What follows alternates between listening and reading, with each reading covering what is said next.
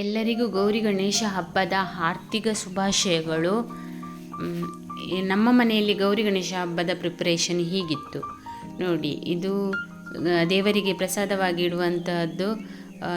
ಇದು ಗುಂಡಲಗ ಮತ್ತು ದೀಪದ ಇದು ಹಣತೆ. ಇದು ಅಕ್ಕಿ ಹಿಟ್ಟಿನಿಂದ ಮಾಡಿರುವಂಥದ್ದು. ಇದಕ್ಕೆ ಉಪ್ಪು ಹಾಕಲಿಕ್ಕಿಲ್ಲ, ಹೀಗೇ ಮಾಡಿ ಫ್ರೈ ಮಾಡಬೇಕು. ಅಕ್ಕಿ ಹಿಟ್ಟಿನಿಂದ ಮಾಡಿರುವಂಥದ್ದು. ಇದು ಅದು ಫ್ರೈ ಮಾಡುವಾಗ ತುಂಬಾ ಜಾಗ್ರತೆ ಇರಬೇಕು, ಅದು ಮೇಲೆ ಸಿಡಿಯುವಂಥದ್ದು ಚಾನ್ಸಸ್ ಇರ್ತದೆ. ಗೌರಿ ಗಣೇಶ ತುಂಬ ಸಣ್ಣ ಮಗು, ಅದಕ್ಕೋಸ್ಕರ ಉಪ್ಪು ಹಾಕದೆ ಮಾಡ್ತಾರೆ ಅನ್ನುವ ನಂಬಿಕೆ ಇದೆ. ಇದು ಉಪ್ಪು ನೀರು ದೋಸೆ ಕೂಡ ಉಪ್ಪು ಹಾಕದೇ ಮಾಡಿರುವಂಥದ್ದು. ಇದಕ್ಕೆ ಕೂಡ ಉಪ್ಪು ಹಾಕಲಿಕ್ಕೆ ಇಲ್ಲ. ಇದು ಹಣತೆಯನ್ನು ಕೂಡ ತುಂಬ ಫ್ರೈ ಮಾಡಬೇಕು, ಕ್ರಿಸ್ಪಿಯಾಗಿರ್ತದೆ.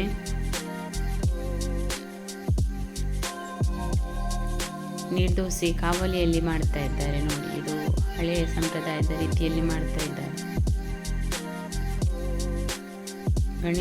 ಗೌರಿ ಗಣೇಶ ಹಬ್ಬವನ್ನು ತುಂಬಾ ಸಂಭ್ರಮದಿಂದ ಮಾಡ್ತೇವೆ. ನಾವೆಲ್ಲ ಫ್ಯಾಮಿಲಿ ಮೆಂಬರ್ಸ್ ಎಲ್ಲ ಒಟ್ಟಾಗಿ ಈ ಹಬ್ಬವನ್ನು ಸೆಲೆಬ್ರೇಷನ್ ಮಾಡ್ತೇವೆ. ಮಕ್ಕಳಿಗಂತೂ ತುಂಬಾ ಖುಷಿ ಆಗ್ತದೆ. ಇದು ಉಪ್ಪು ಹಾಕಿ ಮಾಡಿರುವಂಥದ್ದು. ಇದು ಮನೆಯ ದೇವರಿಗೆ ಇಡ್ತಾರೆ ದೋಸೆಯನ್ನು. ಇದು ಉಪ್ಪು ಹಾಕಿ ಮಾಡಿರ್ತಾರೆ. ಇದು ಕಡಧಾನ್ಯ ಪಲ್ಯ. ಇದು ಗೌರಿ ಗಣೇಶ ಹಬ್ಬನಿಗೆ ಈಗ ಪೂಜೆ ಮಾಡ್ತಾ ಇರುವುದು. ನಮ್ಮ ಮನೆಯಲ್ಲಿ ಈ ರೀತಿಯಾದ ಸಂಪ್ರದಾಯ ಇದೆ. ಈ ರೀತಿಯಾಗಿ ಪೂಜೆ ಮಾಡ್ತೇವೆ ನಾವು ಮನೆಯಲ್ಲಿ. ಎಲ್ಲರೂ ಅಂದರೆ ಎಂಜಾಯ್ ಮಾಡ್ತಾರೆ, ಮಕ್ಕಳು ಕೂಡ ತುಂಬಾ ಎಂಜಾಯ್ ಮಾಡ್ತಾರೆ. ಗೌರಿ ಗಣೇಶ ಹಬ್ಬ ಬಂತೆಂದರೆ ತುಂಬಾ ಖುಷಿ ಆಗ್ತದೆ.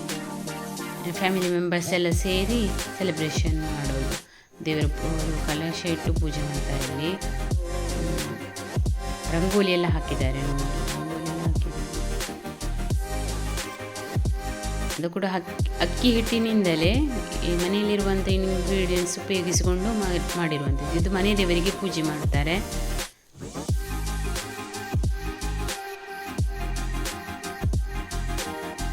ಮನೆ ದೇವರ ಪೂಜೆ ಜೊತೆಗೆ ಗೌರಿ ಗಣೇಶ ಹಬ್ಬದ ಪೂಜೆಯನ್ನು ಕೂಡ ಮಾಡ್ತೇವೆ. ಇದಕ್ಕೆ ಇನ್ನೊಂದು ಮೇನ್ ಬೇಕಾಗಿರುವಂಥದ್ದು ಅಂದರೆ ಹುರುಳಿಯ ಗಿಡ. ಅದು ಸಣ್ಣದು ಬೇಬಿ ಹುರುಳಿಯ ಗಿಡ ಅಂದರೆ ಅದು ನೆನೆಸಿಟ್ಟು ಹಾಕಿರುವಂಥದ್ದು. ಇದು ಗೌರಿ ಗಣೇಶ ಹಬ್ಬಕ್ಕಂತೂ ಬೇಕೇ ಬೇಕು. ಇದು ನೆನೆಸಿ ಒಂದು 16 days ಆಗಿರ್ಬೋದು. ನೆನೆಸಿ ಮಣ್ಣಿನಲ್ಲಿ ಹಾಕಿ ಬಾಯಿ ಎಲ್ಲ ಮುಚ್ಚಿ ಈ ಗಿಡವನ್ನು ಬೆಳೆಸ್ತಾರೆ. ಇದನ್ನು ನಂತರ ಕಟ್ಟಿನಾಗೆ ಕಟ್ಟಿ ದೇವರಿಗೆ ಪೂಜೆಗೆ ಇಡ್ತಾರೆ. ಇದು ಬೇಕೇ ಬೇಕು. ಇದನ್ನು ಕೀಳುವುದು ಕೂಡ ಒಂದು ರೀತಿಯ ಖುಷಿ ಮಕ್ಕಳಿಗೆ.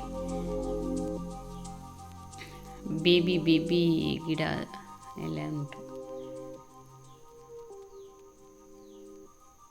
ಇದಂತೂ ಪೂಜೆಗೆ ಬೇಕೇ ಬೇಕು.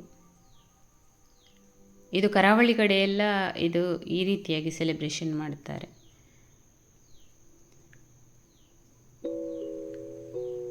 ಅನಂತರ ಇನ್ನೊಂದು ಹೂ ಅಂದರೆ ಇದು ರಥ ಹೂ.